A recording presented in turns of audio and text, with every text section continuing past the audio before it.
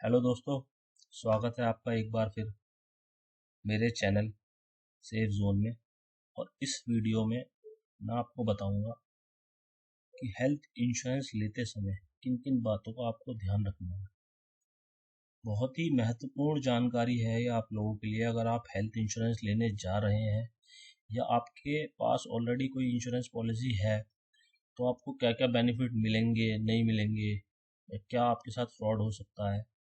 तो बिना स्किप करे अगर आपने ये वीडियो देख ली तो बहुत काम आएगी आपके। मतलब कुछ काफ़ी सारी चीज़ें आपको हेल्थ इंश्योरेंस से लेके क्लियर हो जाएंगी। इस वीडियो में आपको बताऊंगा कि हेल्थ इंश्योरेंस लेते समय किन किन बातों का ध्यान रखना है।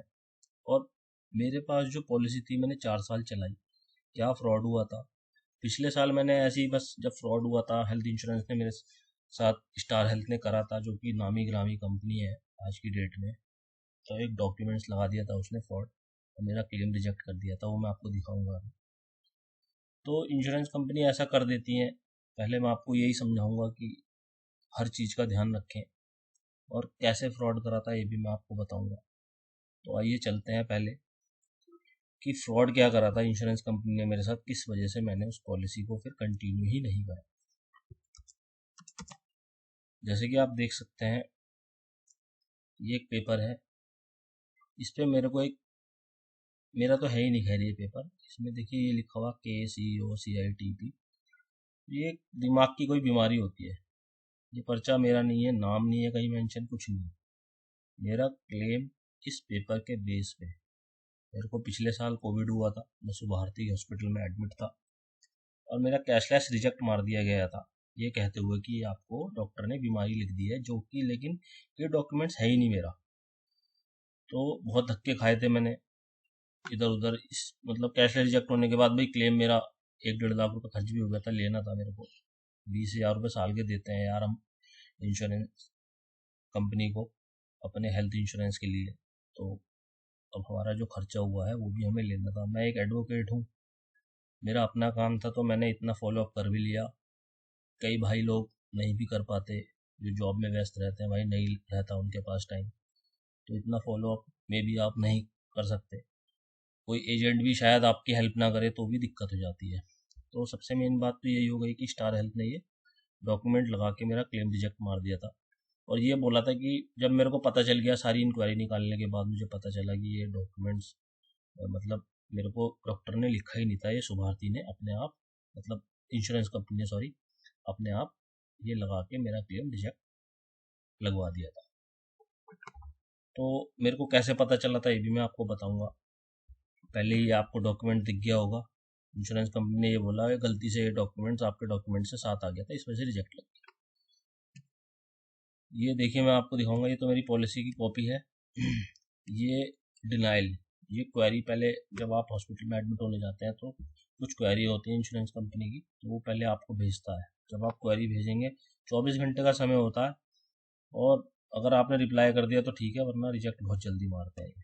अब इन्होंने ये देखो, ये कहते हुए denial of pre authorization request for cashless treatment, ये इन्होंने लिख दिया। ये आप पढ़ेंगे, मैं थोड़ा जूम करके दिखाता हूँ आपको।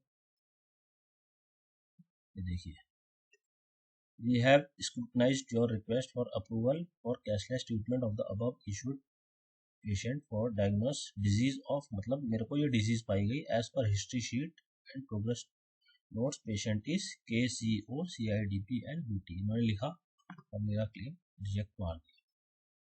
मतलब ये मान के चलो आप, ये डॉक्यूमेंट जो है वो फ्रॉड है, फ्रॉड डॉक्यूमेंट्स के बेस पे। अब मैं जब ठीक हुआ तो मैंने हॉस्पिटल से फॉलो अप करा, और हॉस्पिटल मेरे घर से 15-20 किलोमीटर दूर है, तो मैंने मेल वगैरह करी। फिर मेरे को और भी बहुत सारी कार्रवाई करने के लिए हॉस्पिटल भी जाना पड़ा 2-4 बार।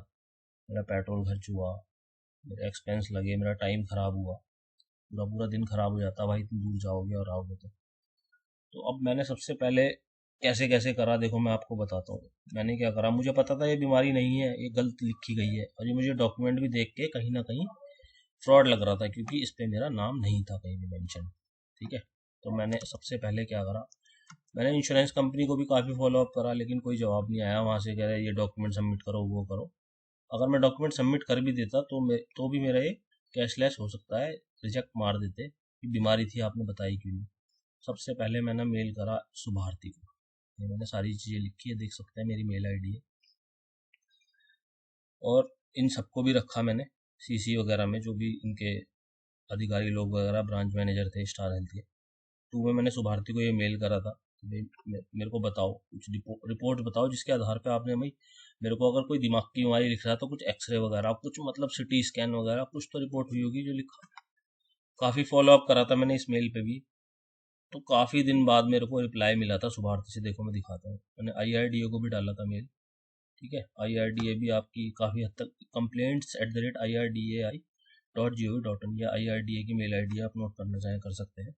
देखिए सुभारती का मेल मेरे पास आया हॉस्पिटल का, जो है वो क्या आता है देखिए, मैं दिखाता हूँ आपको। ये इन्होंने मेल करा मेरे को, respected sir, greetings of the day in reference to your email, मतलब ये देख सकते हैं TPA डेस्क होती है, छत्रपति शिवाजी सुभारती हॉस्पिटल ने मुझे मेल करा। In reference to your email, I have been directed to state that it is to be out on record that we have not marked CIDP and BT in any document of yours. In fact, the abbreviation is beyond of our comprehension. मतलब इनके समझ से भी बाहर है ये जो लिखा है इन्होंने। Please show the document of yours where the same has been mentioned for the hospitals. ठीक है, तो इन्होंने ये साफ साफ बोल दिया। ये मैंने जब फॉरवर्ड करी इन्हें आगे, इनके अधिकारी लोग वगैरह, तो पूरा डिपार्टमेंट, मतलब मैंने स्टार हेल्थ का हिला के रख दिया था ऊपर तक। नॉलेज थी भाई, वो काम आई, और मेरे को क्लेम भी मेरा मिल गया था। वरना तो मैंने बहुत धक्के खाए, और इस क्लेम को निकालने के लिए भी काफ़ी धक्के खाने पड़े। जैसे कि आप देख सकते हैं, मैं दिखाता हूँ आपको कि आपको क्या क्या करना पड़ेगा। अगर आपको क्लेम लेना है तो आपको किन किन डॉक्यूमेंट्स को लगाना पड़ेगा, ठीक है।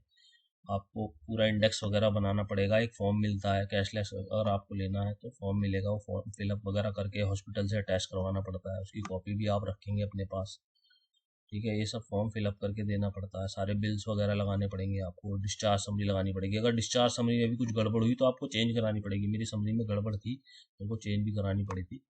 ओरिजिनल डॉक्यूमेंट सारे लगाने पड़ते हैं आपको, जो भी आपका ये बिल है, जो भी रिपोर्ट्स वगैरह हुई हैं, सारी ओरिजिनल कॉपी जाती है। तो बेहतर होगा फोटो कॉपी भी अपने पास रखें एक सेट, और अटैच करा के जब इंश्योरेंस कंपनी में आप डॉक्यूमेंट सबमिट कराने जाएँ तो अटैच करा के उनसे एक कॉपी अपने पास रखें एज ए प्रूफ।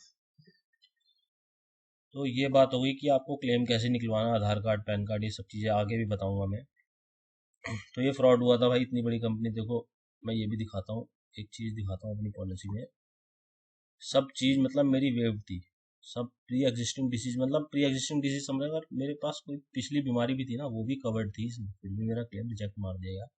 अब इसमें ये मेंशन कर सकते थे कि भाई तुमने छुपाया, कि तुम्हारे दिमाग की बीमारी थी, तुमने छुपाया, 2 साल बाद आपकी सारी बीमारी कवर्ड हो जाती है। डिटेल में बताऊंगा, या अभी मैं शॉर्ट में बता रहा हूँ आपको। तो ये सब चीज़ें होती हैं। क्लेम निकलवाने के लिए आपको क्या क्या करना पड़ेगा, कैशलेस अगर हो जाता है आपका तो कोई दिक्कत ही नहीं है, हॉस्पिटल में जाओ अपना सीधा सीधा इलाज कराओ, कोई आपको लेना देना नहीं, कुछ नहीं। अब भाई जब कैशलेस रिजेक्ट हो जाए ना अगर आपका, तो आपको बहुत प्रॉब्लम फेस करनी पड़ती है, और पूरा पैसा भी नहीं आता। मेरे 1.5 लाख रुपए लगे थे, उसमें से 90-1 हज़ार रुपये आए थे, वो भी बहुत, मतलब महीना 1.5 महीना। और मैंने वीडियो ऐसी बना दी थी, मुझे नहीं पता था भाई आप लोगों का इतना प्यार मिलेगा, तो मैंने अपना चैनल बनाया है। वीडियो अगर आपको अच्छा लगे ना मेरा, तो सब्सक्राइब जरूर करना भाई, बहुत अच्छी अच्छी चीज़ें सीखने को मिलेंगी अगर आप मेरे वीडियो देखेंगे तो। एक मैंने वीडियो DHFL के ऊपर भी बनाई है, जो DHFL NBFC वगैरह फॉरवर्ड करते हैं आपके साथ, जो पूरी इन्फॉर्मेशन नहीं देते, उसका लिंक मैं आपको डिस्क्रिप्शन में दे रहा हूँ, वो वीडियो भी देख सकते हैं आप मेरी। तो चलिए आप, अब हम चलते हैं अपनी शीट की तरफ, मेन मुद्दे पे चलते हैं कि हेल्थ इंश्योरेंस लेते समय हमें किन किन बातों का ध्यान रखना है। पॉइंट वाइज है, read the summary of the policy. Policy की, जब भी आप कोई पॉलिसी ले रहे हैं तो उसके साथ आपको समरी मिलेगी, और समरी में सारा कुछ मेंशन होता है, जो भी पॉलिसी है, जो भी पॉलिसी ले रहे हैं आप, उसमें मेंशन होता है सारा कि भाई तो पॉलिसी में आपके क्या क्या बेनिफिट्स हैं। जैसे आप ये देख रहे होंगे summary of the important benefits, ये पॉलिसी अगर मैंने ली है तो इसमें सारे बेनिफिट्स दे रखे हैं, तो आप ये सारा पूरा लें उनका। इसके अलावा भी कोई डॉक्यूमेंट है जो पॉलिसी से रिलेटेड है, जिससे आपको पता चलेगा मुझे बेनिफिट्स क्या क्या मिलने हैं, वो डॉक्यूमेंट आप बहुत ध्यान से पढ़ें। एजेंट आएगा, एजेंट की बातों पे विश्वास ना करें, जो भी लिखा हुआ दिखाता है वो कंपनी के प्रोस्पेक्टस में या समरी में, उस पे विश्वास कर सकते हैं आप, ठीक है। कस्टमर केयर पे भी बात कर सकते हैं कंपनी के। तो एजेंट की बातों पे सिर्फ विश्वास नहीं करना आपको भाई, लाइफ टाइम का सवाल रहता है। आप प्रीमियम दे देंगे, 4-5 लाख का प्रीमियम लेंगे ना आप 4 बंदों का, हस्बैंड वाइफ 2 बच्चों का, तो 20,000 रुपये जाएंगे आपके साल के, 15 से 20,000 रुपये। और हर 5 साल जैसे जैसे उम्र बढ़ेगी तो प्रीमियम भी बढ़ता रहता है। तो बहुत, और एकदम क्लेम कोई लेता नहीं है, तो बहुत ध्यान से एक ही बार आपको पढ़ना है, बार बार नहीं पढ़ना, एक बार पढ़ के अपने डॉक्यूमेंट संभाल के रखिए। प्रीमियम के बारे में मालूम करें भाई कि कितना प्रीमियम रहेगा, ये बात का ध्यान रखना है। करंट प्रीमियम कितना देंगे आप, क्या क्या कवरेज रहेगा, बेनिफिट्स रहेगा, ये आप देख ही लेंगे। Year end age wise premium, हर साल मेरा कितना प्रीमियम जाएगा, कितनी एज पे मेरा कितना प्रीमियम जाएगा, पूरा चार्ट होता है इनका, उसको चार्ट को लें। हर 5 साल की जैसे उम्र, जैसे इनका पूरा स्लैब रहता है 30 से 35 का, 35 से 40 का, 40 से 45 का, तो स्लैब वाइज इनका प्रीमियम रहता है। वो प्रीमियम चार्ट जरूर देखें। आज आप, हो सकता है आज आपने 5 लाख का इंश्योरेंस लिया, आपका 15,000 रुपये में कवर्ड हो गया, हो सकता है 5 साल बाद वही आपका प्रीमियम 25,000 रुपये जाए और आप ना दे पाए। तो इस चीज़ का भी ध्यान में रखें। ईयर वाइज ये प्रीमियम बढ़ता रहता है हर 5 साल के स्लैब में। और बाकी डिपेंड करता है गवर्नमेंट की, जो भी जीएसटी रेट वगैरह बढ़ाती है तो भी आपका ईयर वाइज भी बढ़ सकता है, इस चीज़ का ध्यान रखें। रूम होता है, एम्बुलेंस होती है, कैपिंग होती है। कैपिंग वर्ड से आप समझ रहे हैं, कैपिंग का मतलब होता है कि एक होता है एक्चुअल, एक होता है कैपिंग। कैपिंग में क्या होगा कि कंपनी कहेगी आप रूम चाहे 5,000 कर लें, हम 2,000 रुपये देंगे, वो कैपिंग हो जाती है। और एक्चुअल अगर लिखती है तो उसका मतलब होता है आप चाहे 10,000 पर डे का भी रूम लेंगे ना तो कंपनी देगी। एक्चुअल का मतलब ये हो जाता है। तो इनकी कैपिंग मालूम करें। एम्बुलेंस आपने करी, एयर एम्बुलेंस की भी जरूरत पड़ सकती है, रोड एम्बुलेंस की भी जरूरत पड़ सकती है। एम्बुलेंस आप सपोज करो 10,000 रुपये करी, कंपनी ने कोई कैपिंग लगा दी उस पर कि हम तो 2,000 रुपये देंगे, वो सब मेंशन होता है समरी में। तो आप उस समरी को ध्यान से पढ़ें, कैपिंग क्या क्या है वो थोड़ा रीड करें। प्री और पोस्ट हॉस्पिटलाइजेशन एक्सपेंस क्या होता है। सपोज करिए अब किसी को कोई बीमारी होती है तो पहले वो कोशिश करता है कि यार मैं घर पे ही सही हो जाऊँ। सपोज करो उसने, जैसे मुझे कोविड ही हो गया था तो मैंने 4-5 दिन अपना इलाज घर पे ही सोचा था यार सही हो जाए, लेकिन नहीं हुए तो हॉस्पिटल होनाइज होना पड़ जाता है। तो ऐसी कुछ बीमारी होती है, इंसान सोचता है यार सही हो जाऊंगा, तो आपने 4-5 दिन मान लो घर पे इलाज कराया, उसके बाद आप हॉस्पिटल चले गए, तो 4-5 दिन पहले का प्री हॉस्पिटलाइजेशन आपको एक्सपेंस मिलेगा। कितने दिन का मिलेगा वो मेंशन होता है, वो पूछे कि भाई कितने दिन प्री हॉस्पिटलाइजेशन एक्सपेंस कितने दिन का कवर्ड है। आपने 2 महीने रहे, कंपनी कहने लगी मैं तो 5 दिन का ही दूंगी, तो इस चीज़ का ध्यान रखें। पोस्ट हॉस्पिटलाइजेशन से भी आप समझ ही गए होंगे कि हॉस्पिटल के में अगर अब डॉक्टर लिख देता है कुछ दवाई वगैरह की, ठीक है भाई अब आप डिस्चार्ज कर रहा हूँ मैं, अब घर जाएं आप, 7-8 दिन घर पे रेस्ट करें। 7-8 दिन में जो भी आपका खर्चा होगा वो कवर्ड होता है पोस्ट हॉस्पिटलाइजेशन एक्सपेंस में। कितने दिन का कवर्ड होगा ये भी आपको पूछना।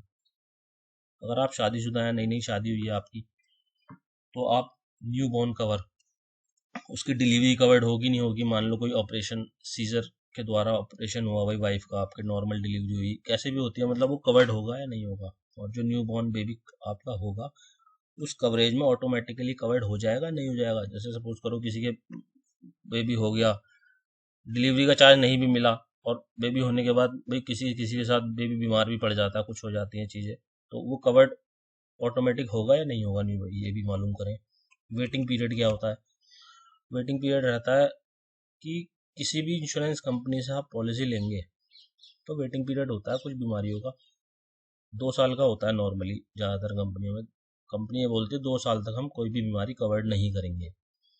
कुछ कंपनियां कहती भी हैं छोटी मोटी बीमारी कवर्ड करने को, वो ध्यान रखें, वो पूछ लें अपने एजेंट से या समरी में पढ़ लें कि क्या क्या बीमारी कवर्ड रहेंगी। जो भी मेजर डिजीज होती हैं वो शुरू के 2 साल कवर्ड नहीं रहती, तो ये बात का ध्यान रखना है आपको। और ये वेटिंग पीरियड बढ़ जाता है अगर कोई प्री एग्जिस्टिंग डिजीज होती है आपको, आपके मान लो कुछ बड़ी बीमारी है तो उसके में वेटिंग पीरियड बढ़ जाएगा, वो आगे बताऊंगा आपको।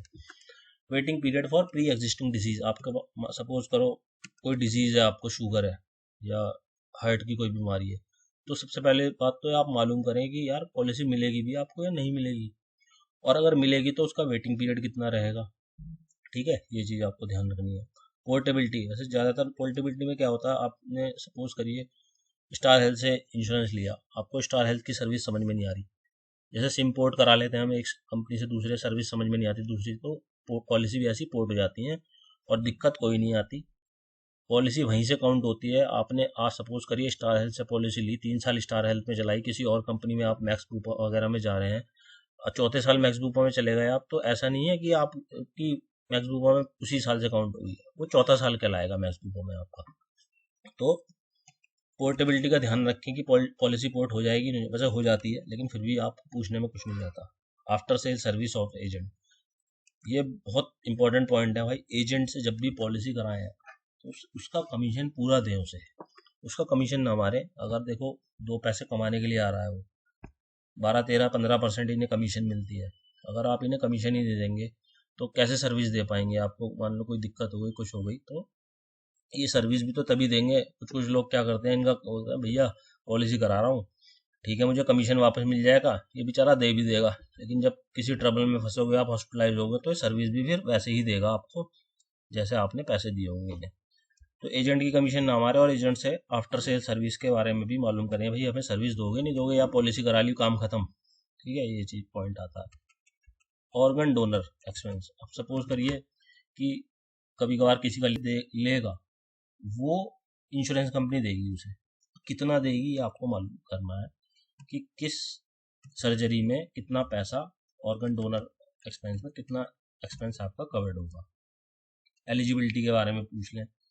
If any pre existing disease, जैसे आपको सपोज करिए कोई भी, भगवान न करे यार ये बीमारी हो किसी को, लेकिन आजकल का माहौल ऐसा है, चल ही रही है 2-4 बीमारी, तो हार्ट की हो गई, शुगर की हो गई, कैंसर हो गया किसी को, अब ये बीमारी है किसी को, तो आप सबसे पहले ये मालूम करिए ये पॉलिसी हेल्थ इंश्योरेंस की आपको मिलेगी या नहीं मिलेगी। और पॉलिसी अगर लें भाई, तो जो भी आपको बीमारी है वो जरूर लिखवाएं। अगर सपोज करिए शुगर है तो शुगर मेंशन कराएं। इस केस में क्या हो जाता है कि अगर आपने मेंशन नहीं कराई, बाद में कंपनी को पता चला, तो आपको कुछ भी पैसा मिलने वाला नहीं है।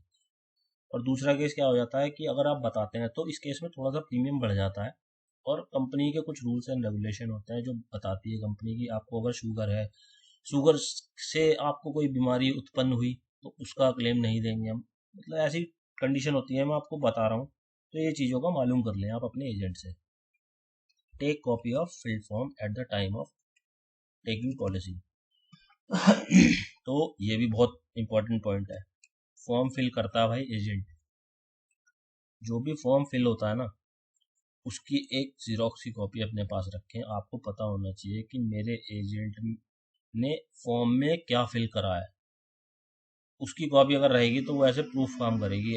एजेंट ने भर दिया फॉर्म, आपने देखा नहीं कि क्या भरा क्या नहीं, तो ये सब चीज़ों का ध्यान रखें कि जो जो इन्फॉर्मेशन फिल हुई है वो सही है या नहीं है। नर्सिंग एक्सपेंस का ध्यान रखें। भाई घर पे आ गए आप हॉस्पिटल से, आपको कोई नर्स की जरूरत पड़ गई, ऐसी कोई डिजीज़ है आपको, तो एक्सपेंस मिलेगा नहीं मिलेगा, आप कोई नर्स रखते हैं घर के लिए। Expense on some medical treatment accessories, कुछ एसेसरीज ऐसी हो जाती हैं, जैसे कोरोना महामारी में क्या चल रहा था, जैसे पीपीई किट ले लिया आपने, ग्लव्स ले लिए, या ऐसा भी होता है कोई ऑपरेशन हो रहा है, उसके ऑपरेशन में सीजर्स वगैरह और भी बहुत सारे एसेसरीज होती हैं जो लगती हैं, उसका एक्सपेंस ये क्या करते हैं, मना कर देते हैं कि हम नहीं देंगे। तो इस एक्सपेंस का मालूम कर ले मिलेंगे या नहीं मिलेंगे। सर्जरी एक्सपेंस, अब सर्जरी के बारे में, सर्जरी का जैसे हार्ट की कोई सर्जरी हो रही है, ठीक है, या और भी किसी टाइप की सर्जरी होती है, तो क्या एक्सपेंस उसका मिलेगा नहीं मिलेगा, ये मालूम कर ले। कैश बेनिफिट क्या होता है, आप हॉस्पिटल से आ गए घर, 7-8 दिन आपको डॉक्टर ने रेस्ट करने के लिए बोल दिया, सपोज करो फ्रैक्चर ही हो गया आपका हाथ या पैर, डॉक्टर ने बोला 1 महीने रेस्ट करना भी पड़ेगा। भाई हाथ पांव टूट गए तो यार कैसे चल फिर पाओगे, कैसे ऑफिस जाओगे अगर आपकी प्राइवेट जॉब है। और उस कंडीशन में अगर आप 1 महीने घर रह लिए, 15 दिन घर रह लिए, तो आपका घर कैसे चलेगा। तो कुछ कैश बेनिफिट भी देती है कंपनी, कहते हैं ठीक है हम 1000 रुपये पर मंथ, मतलब पर डे आपको प्रोवाइड करेंगे अगर आप घर पे रहते हैं तो। और ये अमाउंट डिफर करता है कितनी बड़ी पॉलिसी है आपकी, छोटी पॉलिसी है उसमें कम मिलता है, मालूम कर लें cash benefit. Accidental benefit, accidental benefit में क्या होता है कि अब क्या होता है, हेल्थ इंश्योरेंस के साथ साथ एक्सीडेंटल बेनिफिट भी देती है कुछ कंपनी, मतलब कि कुछ एक्सीडेंटल डेथ वगैरह हो गई किसी की, तो वो भी बेनिफिट मिलता है, इसमें प्रीमियम थोड़ा एक्स्ट्रा जाता है। तो आप अटैच कराना चाहें इसको भी तो करा सकते हैं, कुछ कंपनियां देती हैं इस टाइप की पॉलिसी, कुछ नहीं देती। Expense benefit for dental checkup, कुछ कंपनियां हर 3 साल में डेंटल चेकअप के लिए भी पैसा देती है, 2,000, 3,000, 5,000 जो भी है, इसके बारे में मालूम कर सकते हैं आप। ईयरली चेकअप फैसिलिटी देती है कुछ कंपनी, आप पूरे शरीर का चेकअप करा सकते हैं, हस्बैंड वाइफ बच्चे भी, फ्री ऑफ कॉस्ट होता है, ये मालूम कर सकते हैं। ये सारे पॉइंट बहुत बेसिक पॉइंट बताए हैं मैंने आपको सारे। इसके अलावा भी अगर कोई पॉइंट छूट रहा हो मेरे से या आपके दिमाग में कोई पॉइंट हो तो वो भी आप एजेंट से पूछ सकते हैं। ये भाई पॉलिसी लेते वक्त आपको किन किन बातों का ध्यान रखना है, ये तो यही बात है। तो अब कैसे आपको क्लेम करना है, कंपनी ने तो रिजेक्ट कर दिया, अब आपको उसके बाद क्या प्रक्रिया करनी है, जैसे मैंने करी। तो सबसे पहले आप एक फॉर्म लेंगे, ठीक है, फॉर्म मिलेगा आपको, इंश्योरेंस कंपनी में जाएं, अपनी ब्रांच नियरेस्ट जो भी ब्रांच हो वहाँ से फॉर्म कलेक्ट करें कि भाई मेरा कैशलेस रिजेक्ट हो गया था, अब मुझे क्लेम के लिए फॉर्म दें। क्लेम फॉर्म मिल जाएगा आपको, वो फिल करना है आपको फॉर्म। अटेस्टेड फ्रॉम हॉस्पिटल, सारा पूरा फिलअप होने के बाद अटेस्टेड होगा, वो हॉस्पिटल से आपको अटेस्टेड कराना पड़ेगा। डॉक्यूमेंट अटैच होंगे, उसमें क्या क्या होंगे देखो, पॉलिसी की कॉपी लगेगी, आपके कार्ड्स लगेंगे, डिस्चार्ज समरी आपको हॉस्पिटल से मिलती है जब आप डिस्चार्ज होते हैं, इसे बहुत अच्छे से चेक कर लें। जिस समय आप डिस्चार्ज हो रहे हैं टाइम और डेट जरूर चेक करें। बिल हो गया, जो भी बिल होंगे मेडिसिन के हों या आपका हॉस्पिटल का बिल हो तो आप इसके साथ लगाएं। आधार कार्ड, पैन कार्ड, चेक की कॉपी लगाएंगे आप जिसमें आपका पैसा आना है, ठीक है, आप अपने नाम से ही लगाएं, बेहतर होगा, आपके नाम से पॉलिसी है तो। और जो भी डॉक्यूमेंट कंपनी मांगती है इसके अलावा, और जीरोक्स जरूर करा के, जैसे मैंने पहले बताया, जीरोक्स कराएं उसकी फोटोकॉपी सारे डॉक्यूमेंट्स की, इसका एक सेट अलग से बनाएं और उसे अटैच करा के अपने पास रखें एज ए प्रूफ, आगे काम करेगा। अगर कंपनी क्लेम नहीं देती, कुछ दिक्कत आती है तो वो आपके पास नहीं, क्योंकि ओरिजिनल तो आपके यहाँ चले जाएंगे, सारे ओरिजिनल डॉक्यूमेंट ले लेते हैं, सब ओरिजिनल लगता है भाई, ये डिस्चार्ज समरी, आधार कार्ड, पैन कार्ड और ये चेक को छोड़ के सारे डॉक्यूमेंट्स ओरिजिनल जाते हैं, पॉलिसी की कॉपी को भी छोड़ के, मतलब जो भी हॉस्पिटल से आपको कागज पत्तर मिले हैं वो सब ओरिजिनल जाएंगे, चाहे वो आपकी एक्सरे की रिपोर्ट हो, चाहे सिटी स्कैन हो, चाहे बिल हो हॉस्पिटल का, डिस्चार्ज समरी, ये सब ओरिजिनल जाते हैं, तो इसकी फोटोकॉपी करा के जरूर रखें अपने पास। अब तीसरी बात आती है कि ये आपने सबमिट कर दिया, अब आपको क्लेम नहीं मिलना तो क्या करना है आपको, ठीक है। 60 दिन का इंतजार कर सकते हैं, 60 दिन के अंदर अंदर क्लेम मिल जाता है। अगर नहीं मिलता तो आप सबसे पहले ईमेल कर सकते हैं अपने ब्रांच मैनेजर को, भागने की जरूरत कहीं नहीं है, सब कुछ आपको पॉलिसी पे मिलेगा, पॉलिसी बॉन्ड जो मिला हुआ है उसमें सब कुछ देखें, सब चीज़ मेंशन रहती है। ब्रांच सबसे अच्छी बात ये होती है कि आप अगर ऑफिस जाएंगे फिजिकली तो आपके पास कोई प्रूफ नहीं होता, आप अगर मेल के थ्रू सारी बात कर रहे हैं आपके पास, जैसे मैं आज 1 साल बाद भी आपको दिखा पा रहा हूँ कि मेल है मेरे पास, तो मेल से आप अगर कुछ भी काम करेंगे तो आपके पास प्रूफ रहता है, तो बाय मेल सारा काम करें। ब्रांच मैनेजर भी नहीं सुनता है तो IRDA को मेल डालें, ठीक है। दूसरा स्टेप आपका ये हो गया। तब भी आपका अगर पैसा नहीं आता है तो आप ओम्बड्समैन में जा सकते हैं, mention in your claim rejection form, जो भी आपका क्लेम रिजेक्ट हुआ होगा ना उसमें मेंशन रहता है, देखो मैं अभी दिखाता हूँ आपको इसकी मेल ID वगैरह कहाँ मिलती है आपको। ये क्लेम फॉर्म रिजेक्ट मारा था कंपनी ने मेरा, ठीक है, ये क्लेम देखो, ये क्लेम कैशलेस ट्रीटमेंट जो, ये वो लेटर है जो कैशलेस ट्रीटमेंट मेरा रिजेक्ट मार दिया था। अब मैं नीचे जाऊंगा थोड़ा सा, ये देखिए यहाँ पे ये ओम्बड्समैन का पूरा पता वगैरह दे रखा है, ये मेल ID भी दे रखी है, तो आप यहाँ से ले सकते हैं, बाकी गूगल से भी सर्च मार सकते हैं आप। अगर यहाँ तक आपकी क्वेरी सॉल्व नहीं हो सकती ना, यहाँ ओम्बड्समैन में जाके तो हो ही जाएगी, क्योंकि भाई ये कड़े स्टेप लेते हैं, उन पर पेनल्टी भी लगा देते हैं अगर आप अपनी जगह सही हैं तो ओम्बड्समैन तक आपकी क्वेरी सॉल्व हो जाएगी, रिजॉल्व हो जाएगी, आपका पैसा भी आ जाएगा। और फिर भी आपकी रिजॉल्व नहीं होती है ना, तो आपके पास 2 ऑप्शन बचते हैं, कंज्यूमर कोर्ट और डिस्ट्रिक्ट मजिस्ट्रेट। कंज्यूमर कोर्ट आप तब जाएंगे जब कोई फ्रॉड का मामला नहीं है, सिर्फ क्लेम का मामला है, और अगर कोई फ्रॉड का मामला है, जैसे मेरे केस में फ्रॉड डॉक्यूमेंट लगा था तो मैं DM के पास जाता, डिस्ट्रिक्ट मजिस्ट्रेट के पास। इसके अलावा भी भाई कोई क्वेरी रह गई हो आपकी, ठीक है, आपको कोई मेरे से मदद चाहिए हो, कुछ भी चाहिए हो, तो आप मेरे को इस नंबर पे मैसेज कर सकते हैं और कमेंट भी कर सकते हैं मेरे इनबॉक्स में। तो मैं उम्मीद करता हूँ कि आपको काफ़ी कुछ पता चला होगा हेल्थ इंश्योरेंस के बारे में। फिर भी अगर आपकी कोई और क्वेरी रहती है तो आप मेरे को कमेंट कर सकते हैं, मेरे को मैसेज डाल सकते हैं। तो वीडियो को भाई सब्सक्राइब और लाइक ज़रूर करना, और मेरा जो डिस्क्रिप्शन में लिंक है ना वो भी ज़रूर देखना। थोड़ा ऐसे ही बना हुआ है वो, लेकिन देखोगे तो कुछ ना कुछ समझ में आएगा। ओके दोस्तों, गुड बाय।